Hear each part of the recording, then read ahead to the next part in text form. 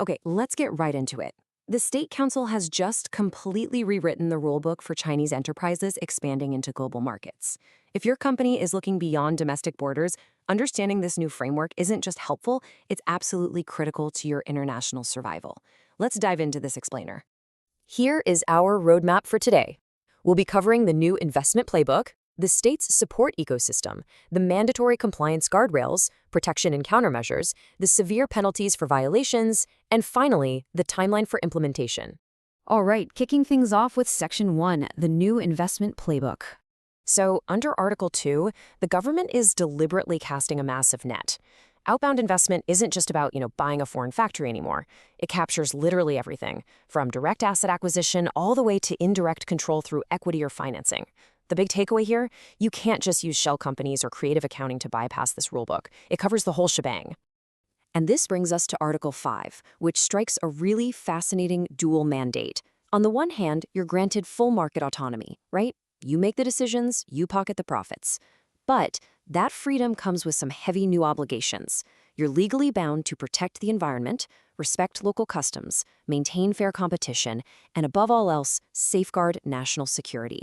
It's a very strict two-way street. Moving right along to Section 2, State Support and Services. Now, the government isn't just regulating you. They're actually building a massive integrated service network to act as your global roadside assistance. Articles 6 through 8 outline a whole-of-system approach. We're talking foreign affairs, customs, taxation, credit ratings, and even state-backed overseas investment insurance. Basically, they really want you to succeed out there. Which brings us to Section 3, strict compliance and security. But to unlock all that state support we just talked about, Article 12 introduces a completely non-negotiable bureaucratic gauntlet. Before initiating any investment, you have to complete all approvals and filings, submit truthful information reporting, and properly register your cross-border funds. Skip a single step or try to dodge a supervisory check, and your expansion halts immediately, no exceptions. And here's an absolute, uncompromising red line drawn by Article 13. The unauthorized transfer of restricted technologies, services, or sensitive data across borders is strictly forbidden. So if a technology is restricted domestically, bringing it to your own overseas project without explicit permission is a direct violation of state law. Plus, the state has already anticipated the usual workarounds. You can't bypass export bans by, say, dispatching technical personnel offshore, or organizing foreign personnel training, or even providing cross-border technical guidance remotely. Those loopholes, they have been forcefully closed. And then there's Article 15. Any overseas investment, or even the disposal or transfer of an overseas asset that potentially impacts national security, is going to trigger a mandatory, unavoidable review process by the state. You literally cannot refuse it, you can't obstruct it, and you absolutely must abide by whatever the security review decides. Let's look at Section 4, Protection and Countermeasures. Under Article 20, if your enterprise faces sudden, extreme crises abroad, whether that's an armed conflict, a major infectious disease outbreak, or a terrorist attack, the state actually has your back. Diplomatic missions are legally mandated to intervene, protect Chinese personnel, and organize emergency evacuations. In Articles 24 and 25 outline a pretty aggressive tit-for-tat legal shield. If a foreign nation illegally discriminates against or sanctions a Chinese investor, the state promises severe countermeasures. We're talking about placing foreign entities on anti-sanction lists, blocking their imports, canceling visas, and banning their investments in China. It's a strictly codified retaliation framework. Now for Section 5, severe penalties for violations. If you thought the compliance rules were strict, just wait until you see the financial penalties. Under Article 27, refusing to unwind a prohibited investment carries a fine of up to 10 per mil. That's 1% of your total investment amount.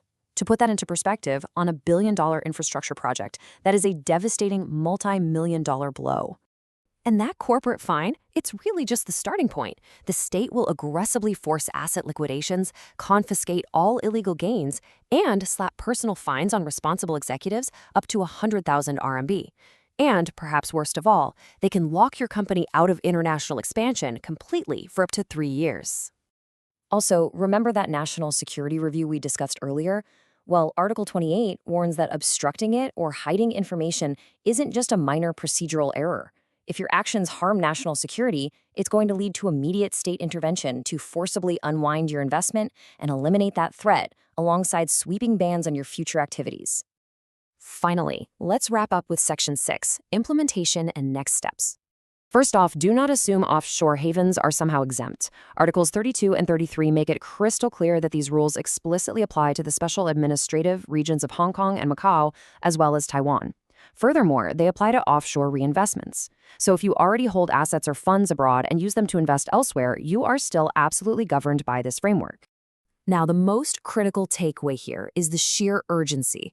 Assuming today is June 1st, 2026, you have exactly 1 month until July 1st, when these regulations become the absolute law of the land. The window for getting your compliance house in order is rapidly closing. So, as we wrap up this explainer, you really need to conduct a serious internal audit of your international roadmap. You've seen the incredible support the state offers, but you've also seen the ironclad compliance, the tech export bans, and those brutal financial penalties. The state's new regulatory highway officially opens in just a few weeks. The only question left is your enterprise ready to drive on it?